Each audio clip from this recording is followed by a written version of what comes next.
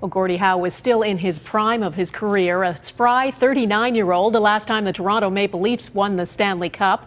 That was way back in 1967. And with every year that passes, the fan frustration grows. As Mike Drolet reports, after a long winless streak, some fans are throwing in the towel.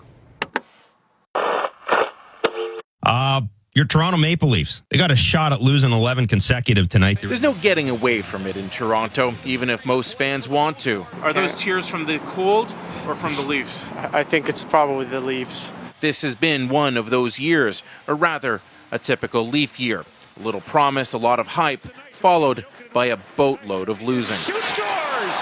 And what's remarkable is that the Leafs were in great shape in mid-December, a virtual lock to make the playoffs. But that's when they grabbed the boat anchor and started dropping and dropping. Now the only question is, where will they land?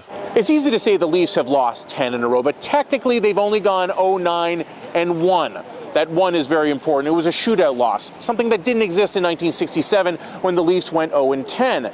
So the correct term is winless streak. It was the 1987 Leafs that went 15 games without a victory. Bottom line, though, this team is bad. Bob Stellick worked for the Leafs in 1987. His memories are not fond, but he notes a big difference between then and now. The team that in the 80s, their average salary on that team would have been $110,000. They were living in regular neighborhoods in Toronto. So I don't know if the players are having trouble in Forest Hill, that people are egging their houses, but they live in a pretty rarefied world right now. So it's hard to imagine it getting any worse. Fans threw jerseys on the ice at the beginning of the year. That was followed by the team refusing to salute said fans after wins. You can imagine how that went over. The coach was fired, the star player blew up on a reporter. This guy's such an idiot here. And finally this week, a fan wrote a song.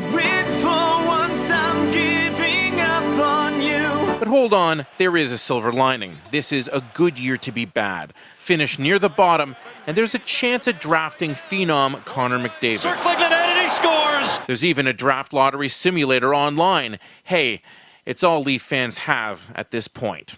Mike Drolet, Global News, Toronto.